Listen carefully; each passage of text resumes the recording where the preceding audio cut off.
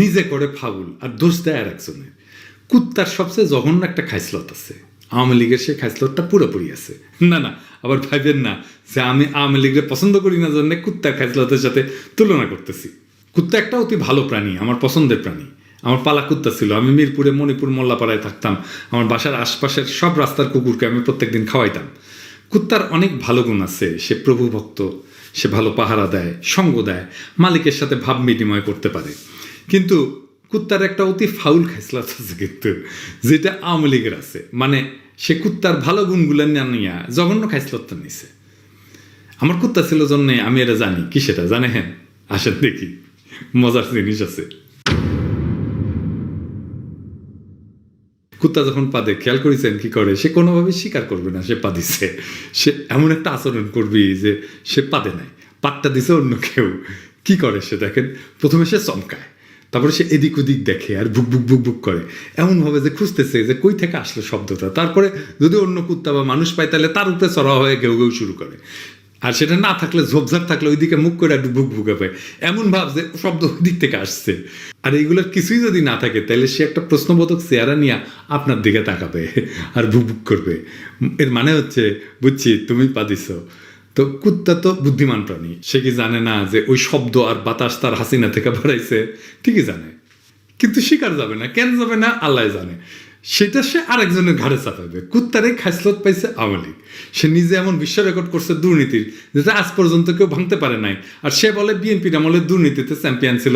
আরে ফাউল, নিজের হাসিনায় দেখ, বিএনপি থেকে না, দুর্নীতির গন্ধ উডি থেকে আসিচ্ছে। আপনাদের মনে আছে হাসিনা খালেদা জিয়ার নাম নিলে তার আগে 4 বার চিল্লাই নিতই, বলে যে খালেদা জিয়া এতিমের টাকা চুরি করছে, বলতো না? এখন বলে না। শিওর থাকেন, আর সিকিউর দিবে না। কেন জানেন? এর বড় কারণ হচ্ছে, তথ্য আর প্রমাণ দিয়ে প্রতিষ্ঠিত করে দেওয়া হয়েছে খালেদা জিয়ার যে মামলাটা, সেটা চুরি, দুর্নীতি বা অর্থ আত্মসাতের মামলাই না, বরং ব্রিচ অফ কন্ট্রাক্ট বা চুক্তি বাস্তবায়ন না করার মামলা। আর হাসিনার বাপ শেখ মুজিব সত্যি সত্যি টাকা চুরির মামলায় সাজাপ্রাপ্ত এবং জেল খাটা। তাই আওয়ামী লীগ সোজা হয়ে গেছে, একেবারে রোলারের মতো সোজা হয়ে গেছে। আজ আর একটা আওয়ামী শয়তানি আপনাদের সামনে ধরাই দেব। সেটা হইতেছে, বিএনপি আমলে বাংলাদেশ নাকি পরপর 5 বার দুর্নীতিতে চ্যাম্পিয়ন হয়েছিল। আপনারা তো শুনছেন যে আওয়ামী লীগ প্রচার করে বিএনপির আমলে পরপর 5 বার দুর্নীতিতে চ্যাম্পিয়ন হয়েছিল। আপনি গুগলের দুর্নীতিতে চ্যাম্পিয়ন এই কথাটা লিখে সার্চ দেন, দেখবেন খালি আসবে যে আওয়ামী লীগ করছে, যে বিএনপি দুর্নীতি করে 6 লাভ করে দিছে। এই যে দেখেন ভাইস্তা ফলক কি লিখেছে, সেটা পেপার কাটিংও দিছে, প্রথম আলোর পেপার কাটিং।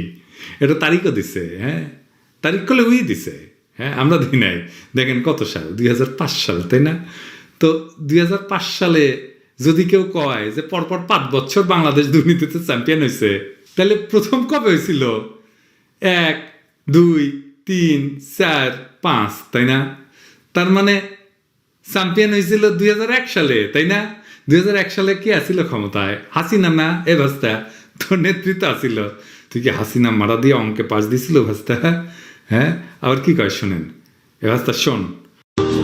আগে যে বাংলাদেশ দুর্নীতিতে 5 বার চ্যাম্পিয়ন ছিল, ভবনের নামে দুর্নীতির আখড়া তৈরি করেছিল সাবেক প্রধানমন্ত্রী বেগম খালেদা জিয়ার কুপুত্র তারেক জিয়া, যে এখন 2004 সালে 21 আগস্টে গ্রেনেড হামলা মূল পরিকল্পনাকারী হিসেবে সে সাজাপ্রাপ্ত আসামি, দুর্নীতি মামলার সাজাপ্রাপ্ত আসামি, লন্ডনে বসে।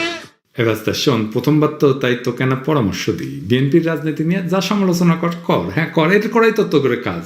কিন্তু কে সুপুত্র কে কুপুত্র এই সার্টিফিকেট কি তুই দেয়া ধরিছু? হ্যাঁ, এটা পলিটিক্স কয় নাকি রে ভালছিউন, ভালো হয়ে যাও ব্যস্তা। তো কাল তোরে হাসিনার পাইলসিরা মানিক মেহবিনে শুকাইতে দেবো কিন্তু। তো আসেন আসলে আলাপে আসি। আসলেই কি বিএনপি 5 বার বাংলাদেশকে দুর্নীতির চ্যাম্পিয়ন করছিল? আমি অন্য কাউকে বলবো না, বিএনপি তৃণমূলের কর্মীদের বলি। ভাই, আপনাদের কাছে এটার কোনো ব্যাখ্যা আছে? থাকলে তো আওয়ামী লীগ এত বড় গলা এটা কইতে পারতো না, তাই না? তবে আজকে আসেন দেখি আসলে এটা হয়েছিল কিনা। আগে যেমন দেখলাম বাংলাদেশ প্রথম দুর্নীতিতে চ্যাম্পিয়ন হয় 2001 সালের 15 অক্টোবর, যেদিন ট্রান্সপারেন্সি ইন্টারন্যাশনাল তাদের গ্লোবাল করাপশন রিপোর্ট 2001 প্রকাশ করে। বিস্তারিত এই প্রতিবেদনের ভূমিকায় স্পষ্টভাবে উল্লেখ করা হয় যে জুলাই 2000 সাল থেকে জুন 2001 সময়কালে বিশ্বের বিভিন্ন দেশে ঘটে যাওয়া দুর্নীতির উপর ভিত্তি করে এই প্রতিবেদন তৈরি করা হয়েছে। এই যে দেখেন সেই রিপোর্ট। খালেদা জিয়া ক্ষমতা নেন 2001 সালের 10ই অক্টোবর। মানে কোনোভাবেই খালেদা জিয়ার সরকার এই প্রথমবার দুর্নীতির চ্যাম্পিয়ন হওয়ার সাথে যুক্ত না। 2001 সালের জুলাই থেকে 2001 সালের জুন মাস ছিল শেখ হাসিনার নেতৃত্বাধীন তৎকালীন আওয়ামী লীগ সরকারের শেষ বাজেট বর্ষ। এই সময়টার পুরোটাই আওয়ামী লীগ ক্ষমতায় ছিল দেশে। তো ট্রান্সপারেন্সি ইন্টারন্যাশনাল যে বড় রিপোর্টটা করছিল না, সে প্রতিবেদনের 45 নম্বর পৃষ্ঠাটা বরাদ্দ ছিল বাংলাদেশের দুর্নীতি নিয়ে। শিরোনাম ছিল the costs of corruption in Bangladesh.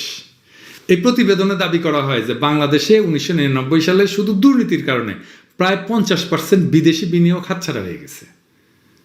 99 সালে কে ছিল ক্ষমতায়? হাসিনা তো। এবং প্রত্যেক বছর বাংলাদেশের দুর্নীতিগ্রস্ত বন্দরের কারণে 1.1 বিলিয়ন মার্কিন ডলারের ক্ষতি হয় অর্থনীতির।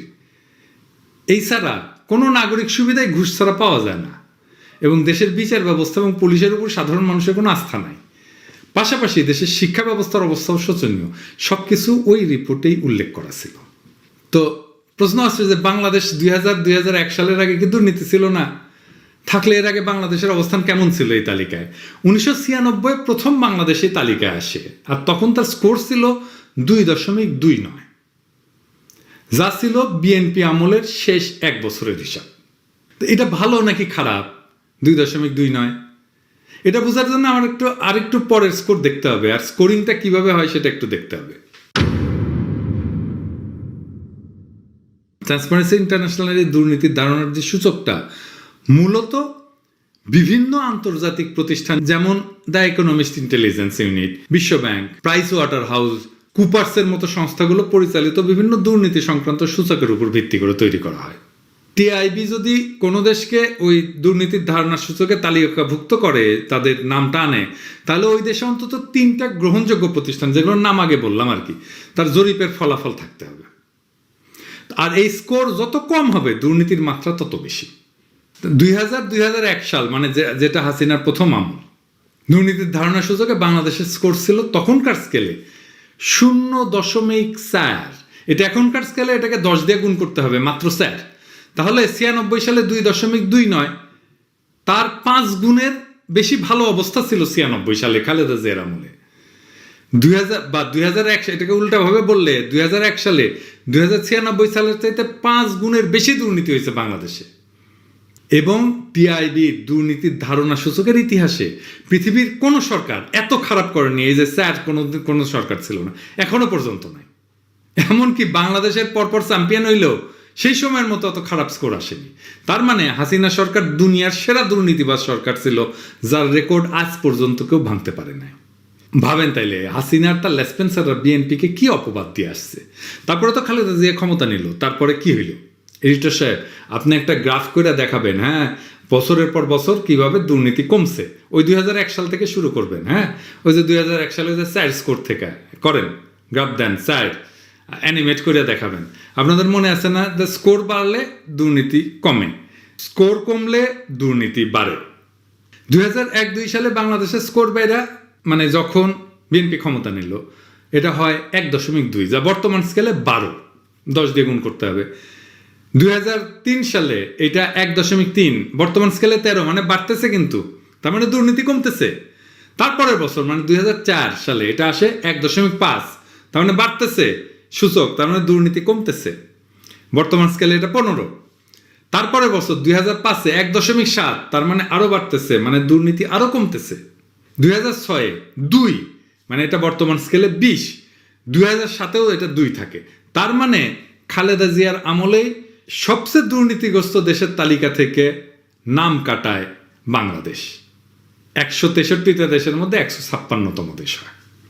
তাইলে হাসিনা 2001 সালে যে দুর্নীতিতে দুনিয়ার মধ্যে বিশ্ব রেকর্ড করছিল, সেটা থেকে টাইনা তুলল কে দেশটারে? বিএনপি তো।